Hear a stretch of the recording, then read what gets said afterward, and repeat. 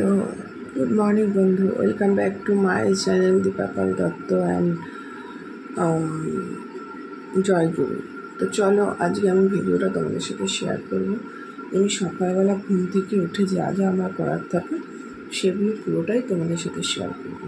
তো চলো, আমার ফার্স্ট স্টেপ যেটা থাকে যে ভগবানের নাম পড়া ঘুম থেকে উঠে, তো সেটাই করবো। তো চলো।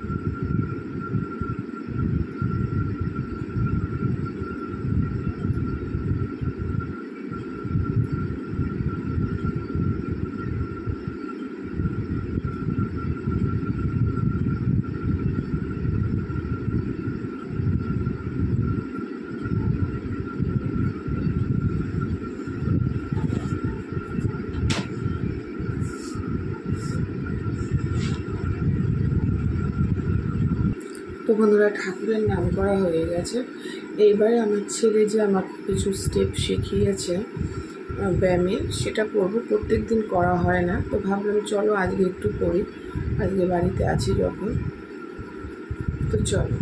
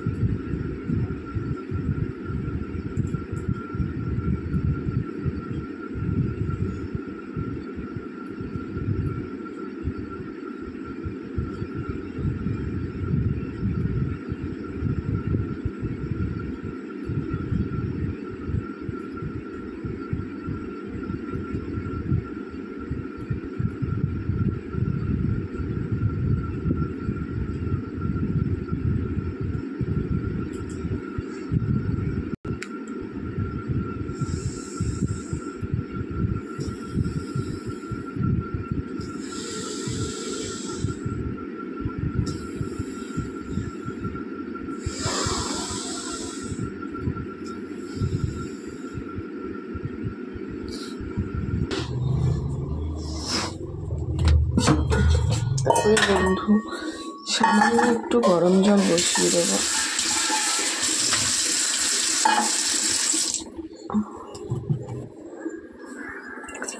গরম জল খাওয়া ভালো, কিন্তু আমি প্রত্যেক দিন খেতে পারি না, কারণ আমার সহ্য হয় না, তাই সেটা উচিতে খুব কম খাই।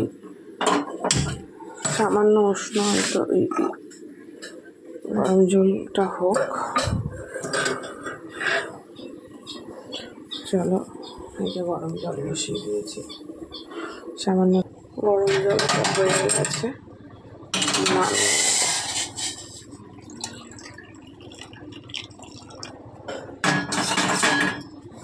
থাক, ততক্ষণে আমি দাঁতটা ব্রাশ করে নিই। আজকের ডেলি ব্লগটা ভেবেছিলাম একসাথে করব, কিন্তু একসাথে হবে না, হচ্ছে বড় হয়ে যাবে, তাই তোমরা পার্টে পার্টে পেয়ে যাবে।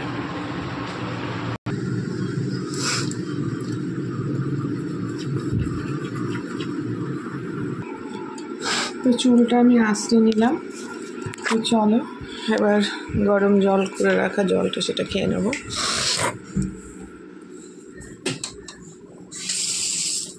ঠান্ডা লেগেছে, কাল রাত্রিবেলা উঠে আবারও বমি করেছি। তো চলো গরম জলটা খেয়ে নিই।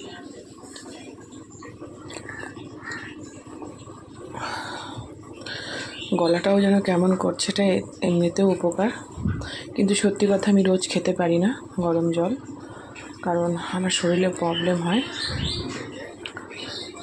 একদম 9 মাসে 6 মাস।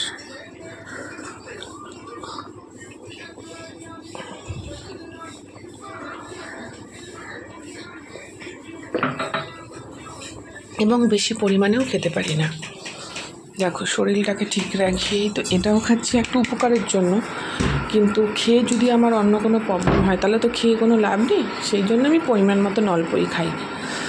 ভেবেছিলাম আজকের ডেলি ব্লগটা তোমাদের সাথে একেবারেই পুরো একবারে করব, কিন্তু না, এটাই অনেক বড় হয়ে গেছে। তো সেই জন্য পরের ব্লগগুলো তোমরা এখানেই আমি এই ভিডিওটা স্টপ করব, পরের ব্লগগুলো তোমরা নেক্সট পার্টে পেয়ে যাবে, কারণ নাহলে প্রচুর বড় হয়ে যাবে ভিডিওটা পুরোটা সারাদিনেরটা। তো চলো তোমরা সুস্থ থেকো, ভালো থেকো, এই কামনা করে ভিডিওটা আমি এখানেই শেষ করি।